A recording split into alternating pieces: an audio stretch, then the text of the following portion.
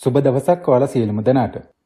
අද අපි ඔයාලට අරගෙන එන්නේ 2024 වසරේ තිරගත වුණ හුඟක් කතාබහට ලක් වුණ සුපිරිම මලයාලම් ක්‍රයිම් ත්‍රිලර් මූවී එකක් ගැන විස්තරයක්. ඒ තමයි ගෝලම් මූවී එක. මේක සාමාන්‍ය අපරාධ කතාවක් කියලා හිතාගෙන බලන්න ගියොත් ටික වෙලාවකින්ම ඔයාලට තේරෙයි මේක එහෙම සරල දෙයක් නෙමෙයි කියලා. මේ චිත්‍රපටයේ කතාව ආරම්භ වෙන්නේ සාමාන්‍ය විදියට පේන සිදුවීමකින්. එක මිනිස්සෙක්ගේ මරණයක්. මුලින්ම බලද්දී ඒක හුඟක් සිම්පල් කේස් එකක් වගේ පේනවා. ඒත් ඒ මරණය පිටුපස තියෙන්නේ මොනවද කියලා හොයන්න යනකොට එකම එක හෝඩුවාවක් එක්ක තවත් ප්‍රශ්න 10ක් මතුවෙන තත්වයක් උදා වෙනවා. මෙතනින් පස්සේ තමයි කතාව ටිකෙන් ටික වෙනස් වෙන්න පටන් ගන්නෙ. ඇත්තටම මේ මූවී එකේ විශේෂත්වය තියෙන්නේ මොනවද වෙන්නේ කියන එකට වඩා මේ මොහොතේදී මට මෙහෙම හිතෙන්නේ ඇයි කියලා ප්‍රේක්ෂකයාටම හිතන්න සලස්වන නිසා. මොකද ගෝලම් මූවී එක ඔයාගේ ප්‍රශ්න වලට ඉක්මන් උත්තර ලබා දෙන්න හදිස්සි වෙන්නේ නැහැ. ඒ වෙනුවට ඔයාට තව ටිකක් ඒ ගැන හිතන්න කාලය ලබා දෙනවා. කතාව ඉස්සරහට යද්දි සිදුවෙන එක එක සිදුවීම් එක්ක කතාවේ ඉන්න විවිධ චරිත ගැන ප්‍රේක්ෂකයාට ටිකෙන් ටික සැක ඇති වෙන්න පටන් ගන්නවා. ඔයාට හිතෙනවා හරි මේක තමයි ඇත්ත කියලා. ඒත් ඊළඟ සීන් එකෙන් ඒකම ප්‍රශ්නාර්ථයක් වෙලා යනවා. මේක තමයි මේ මූවී එකේ තියෙන ඇත්තම ත්‍රිල් එක. අපට හුරුපුරුදු ක්‍රයිම් මූවීස් වල වගේ ලවුඩ් ඉන්වෙස්ටිගේෂන් සීන්ස්, ලොකු ඇක්ෂන් මූවමන්ට්ස් වගේ දේවල් මේ මූවී එකේ නැහැ.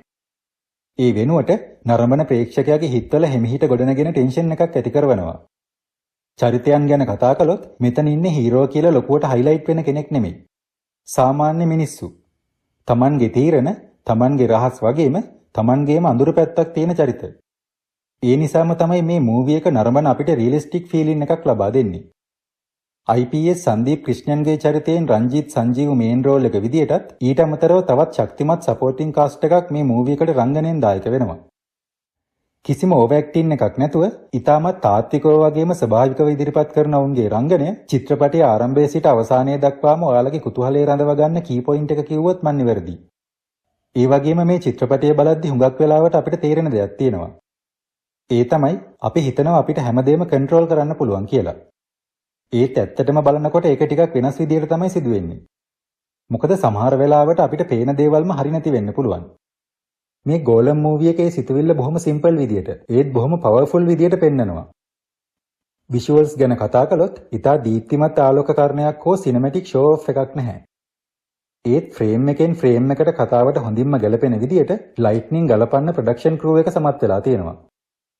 ආවරණය වුණු අවකාශයන්, සීමා සහිත ඉඩපහසුකම් වගේම ටයිට් කැමරා ඇන්ගල්ස් නිසා මේ මූවී එක බලනකොට අපිට දැනෙන්නේ අපිත් ඒ සිටුේෂන් එක ඇතුලේ ඉන්නවා වගේ හැඟීමක්.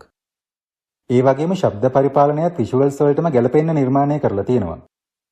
ගෝලම් මූවී එක බලනකොට අපිට තේරෙන එක දෙයක් තමයි ගොඩක් අවස්ථාවලදී මූවී එක හරිම නිශ්ශබ්දයි. ඒ නිශ්ශබ්දතාවය කොච්චරද කියනවා නම් සමහර සීන්ස් වලදී නිශ්ශබ්දතාවයම නරඹන අපේ ටෙන්ෂන් එක වැඩි කරනවා.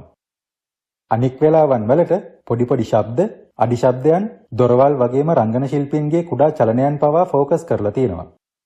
ඒ නිසා ඔයාට සම්පූර්ණ අවධානයෙන් මේ මූවී එක බලන්න සිදු වෙනවා. ක්‍රයිම්, ත්‍රිලර්, ඉන්වෙස්ටිගේෂන් කියන කැටගරි වලට අයත් වෙන මේ මූවී එක අධ්‍යක්ෂණය කරලා තියෙන්නේ සම්ජාඩ් විසින්. Tamanගේ පළවෙනි අධ්‍යක්ෂණයම IMDb රේටින් එක 7.2ක් ලබාගත්ත සුපර් හිට් එකක් කරගන්න ඔහු වාසනාවන්ත වෙනවා. එක මරණයක්, සැකකරුවෝ ගොඩක්, තනි පොලිස් නිලධාරියෙක්.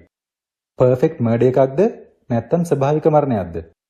මේ ප්‍රශ්නෙට උත්තරේ දැනගන්න නම් මේ මූවී එක බලන්නම වෙනවා.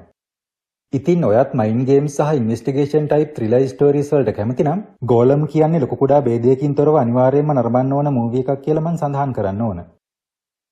ඉතින් තවත් මේ වගේ මූවී ෂෝට් රිවිව්ස් බලන්න අපේ SL Movie Hub channel එක subscribe කරලා තියාගන්න කියලා ආදරෙන් මතක් කරන ගමන් ඊළඟ වීඩියෝ එකෙන් මුණ ගැහෙන තුරු ඔයාලා සියලු දෙනාටම සුබ දවසක්.